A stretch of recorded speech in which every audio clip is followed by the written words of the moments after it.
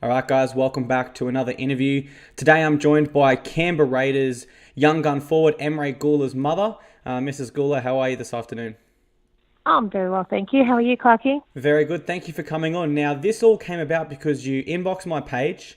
My first question is sort of what inspired you to do so? Because you did use the words absolutely fed up and disgusted. Of course, we're talking in regards to the horror off season, of which we've seen multiple poor off field decisions made by our players.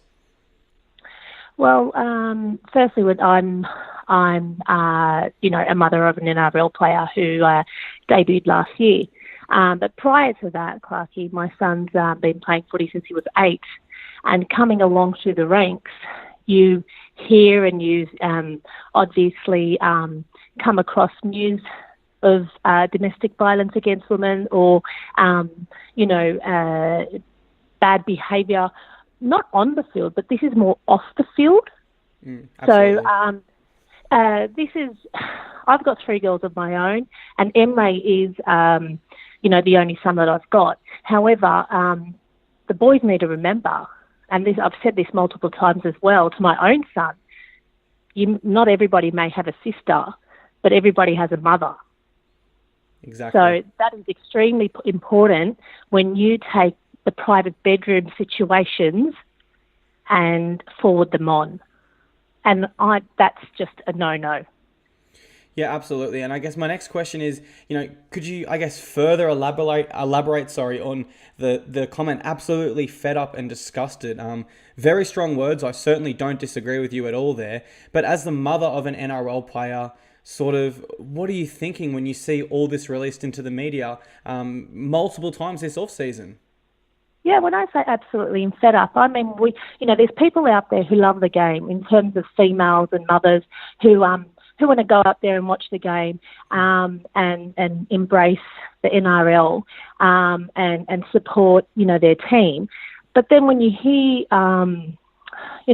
cases like these that's happened in the off season, there's been multiple cases, and I'm not going to name any, but we all know what's happening out in the media. You end up just thinking, well, I love this game, and I'm actually getting turned off by it because of all this bad behaviour towards the females, and it's like, you know what, it shouldn't be that way.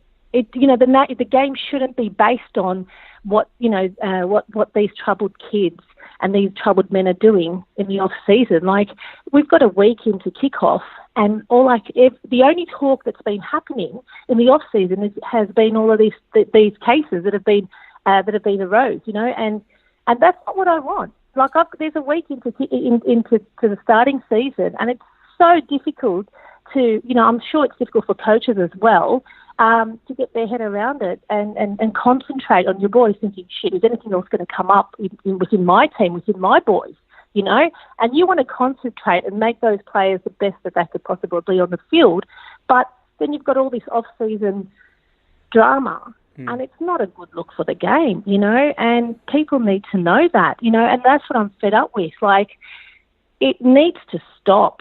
They need to draw a line somewhere, and a really harsh line, and look, there may be people out there who are going to disagree with me or going to hate what I say, but, their contracts need to be torn up. That's my personal view, that they shouldn't be allowed to continue within the NRL code. That's just my personal view, and I might get a lot of people I'm going to have a lot of backlash on this particular topic that I've just raised, but it's not going to stop unless we, put on hard brakes and just Yes. stop it.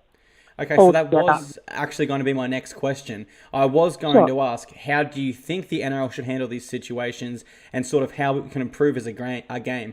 Now, you touched on a contract being torn up there. I'm certainly not against that. Are you a fan of sort of a 2-strike policy, or do you think it's a 1-strike, you're out sort of situation here we're looking at? Look, when I come to say that, I believe in second chances in life, it depends on the situation. Sure. When it certainly comes to sexual harassment or, domestic violence against women, I can't tolerate that, and I would never ever, let any in my family, and nor my husband or my my own child, my own son, will ever be brought up in that situation. And I will even, will say, no, I'll take it to the NRL and say, no, you've got to tear up this kid's contract because this is what's happened. I can't stomach the fact that it can get torn up with one club and then they move on to another club.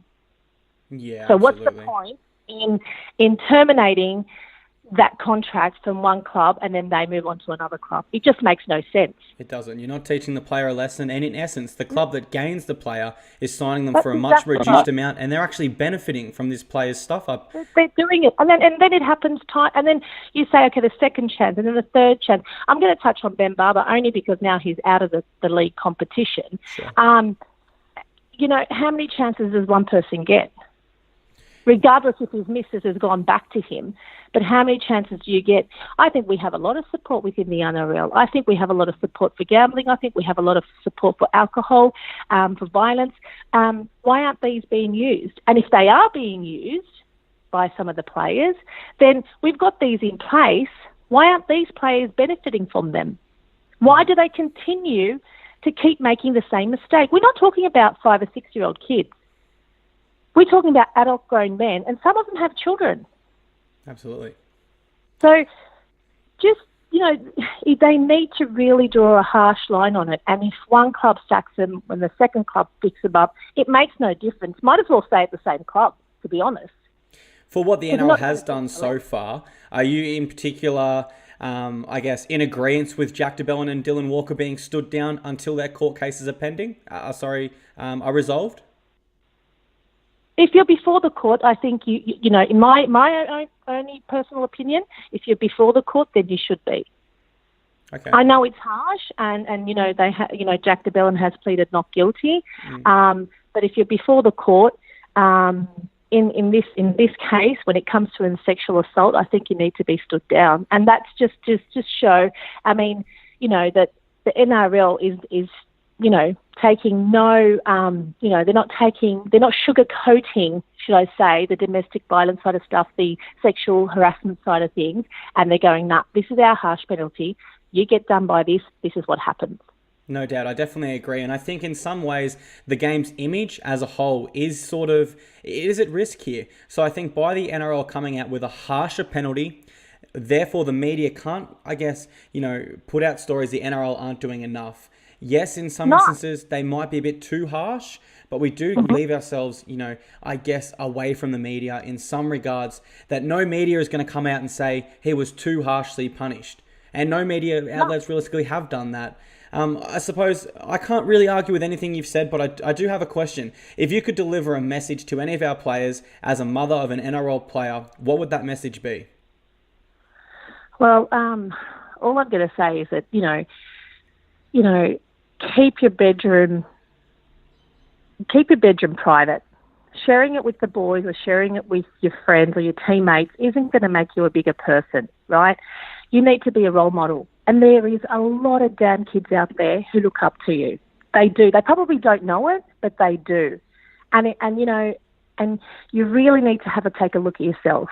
You need to think, wow, if this happened to my sister or if this happened to my mother, if you don't have a sister, if you don't have any siblings, then think about your own immediate family, and that is very, very important. You need to be, not just, if you could be a great talent in an RL, but be that extra little person off the field. Be that extra person that somebody wants to talk to and somebody wants to go up and shake their hand. That's very important. Have respect. That's massive. Respect is massive, not just for your teammates, but the people around you, your fans, the media, everybody around you. Have respect. Respect is everything, and that certainly is a very strong message. Again, no arguments from me. Let's touch on a much lighter note before I let you go today, Mrs. Guler. I guess last year you presented Emre with his debut jersey. I mean, from what we saw from the boys, there was tears. There was so much joy in that room. I guess, what did that mean to your family?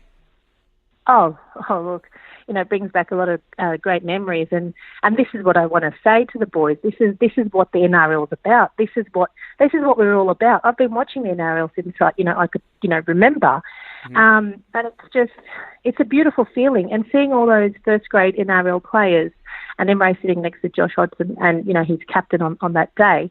I just looked around and I thought, wow, he's achieved what he's desperately worked for.